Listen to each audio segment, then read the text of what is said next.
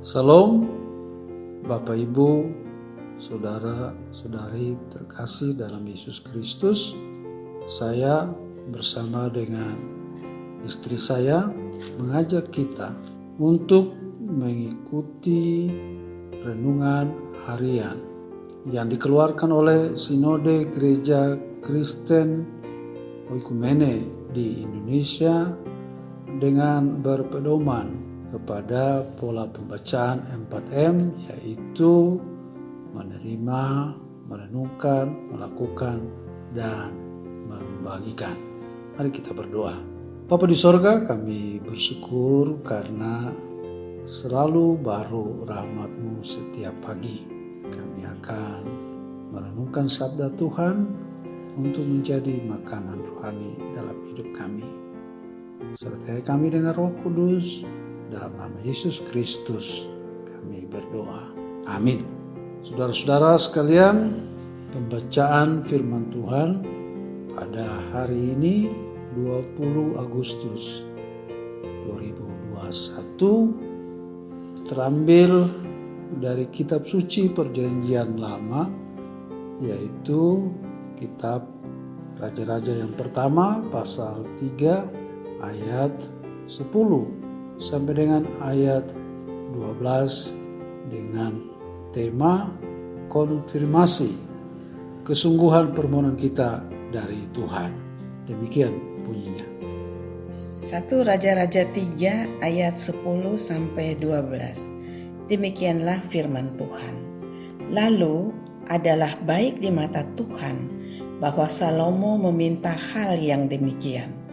Jadi berfirmanlah Allah kepadanya, oleh karena engkau telah meminta hal yang demikian dan tidak meminta umur panjang atau kekayaan atau nyawa musuhmu, melainkan pengertian untuk memutuskan hukum, maka sesungguhnya aku melakukan sesuai dengan permintaanmu itu.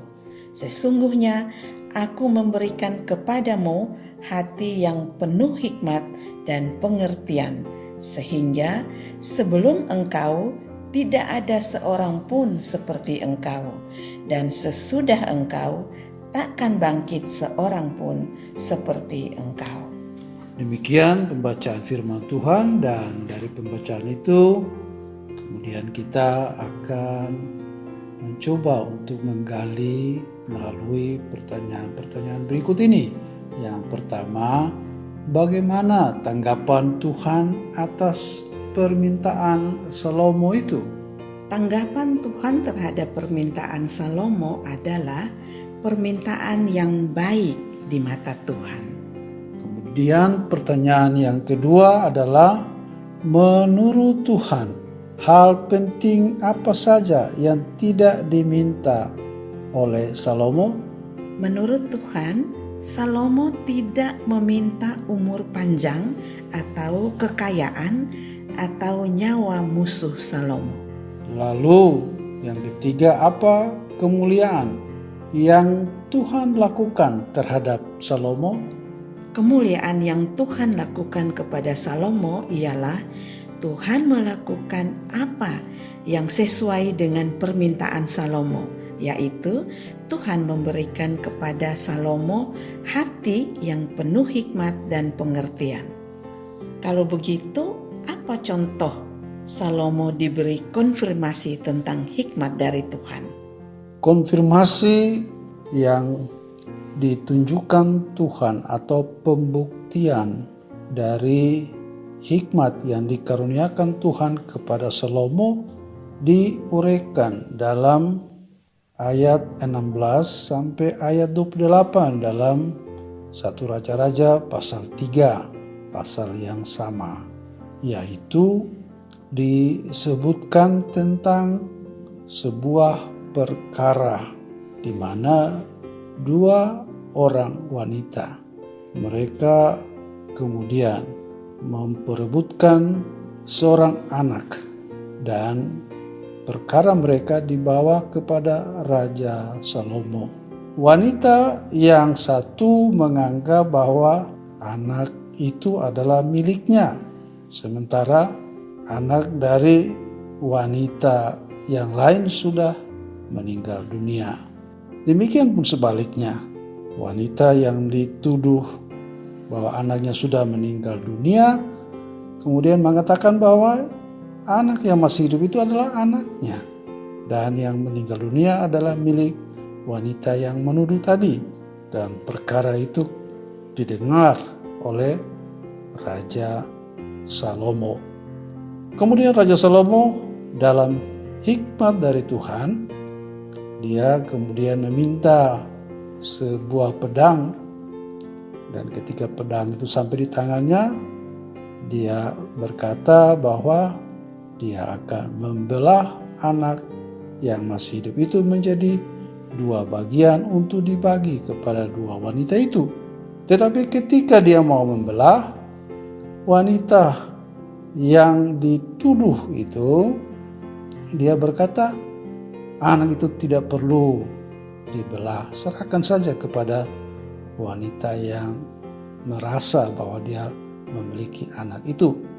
Tetapi wanita yang tadi menuduh itu, dia berkata kepada Raja Salomo, silakan membelah anak itu menjadi 2. Pada saat itulah pembuktian atau konfirmasi tentang hikmat yang diberikan Tuhan kepada Raja Salomo berlangsung dengan baik, yaitu kemudian Raja Salomo memahami bahwa ternyata anak yang diperebutkan itu adalah milik dari wanita yang tidak rela anak itu dibelah menjadi 2.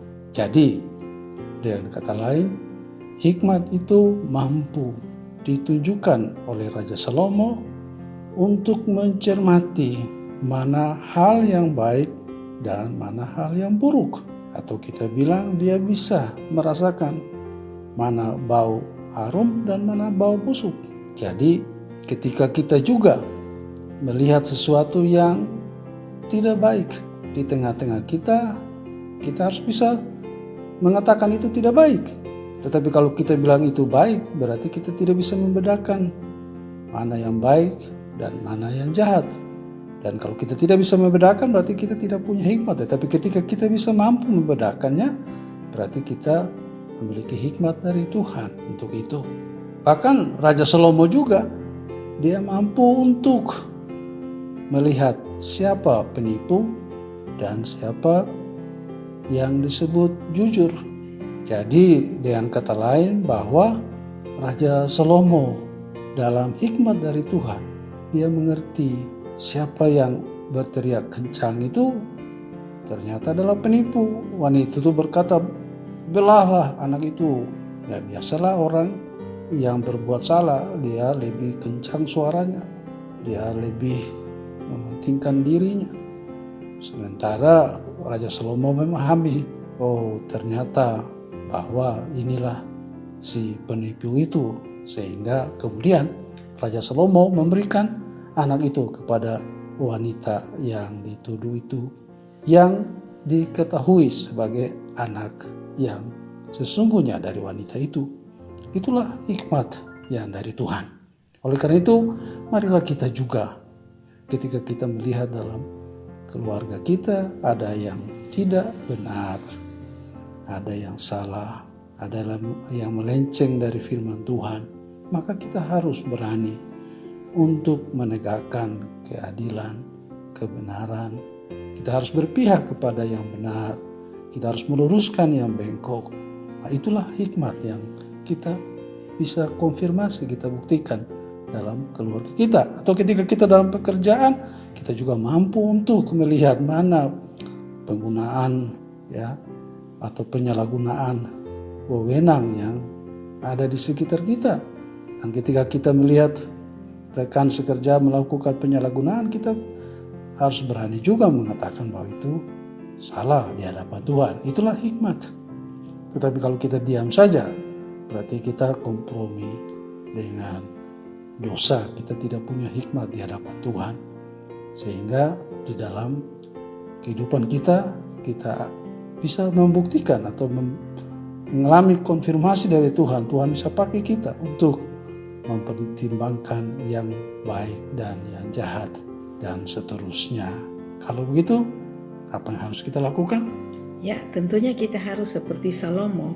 Kita minta hikmat dari Tuhan untuk dapat membedakan mana yang baik dan mana yang jahat, dan juga mana yang benar dan mana yang salah. Ya, itulah konfirmasi ya dari Tuhan untuk kita sebagai anak-anaknya mampu hidup di dalam hikmat dan pengertian dari Tuhan. Mari kita berdoa. Bapa di sorga, kami sudah merenungkan sabda-Mu. Tolong kami agar kami mampu untuk membagi kepada setiap orang. Kami boleh menjadi saluran berkat untuk mencermati setiap tindakan yang tidak berkenan di hadapan Tuhan. Kami mampu mencermati setiap praktek yang kemudian bertentangan dengan kehendak-Mu. Pakai kami untuk meluruskannya. Dan pada saat itulah kami percaya hikmat Tuhan sedang bekerja di dalam diri kami untuk mendatangkan kebaikan bagi banyak orang. Kuatkan kami dalam nama Yesus kami berdoa. Amin.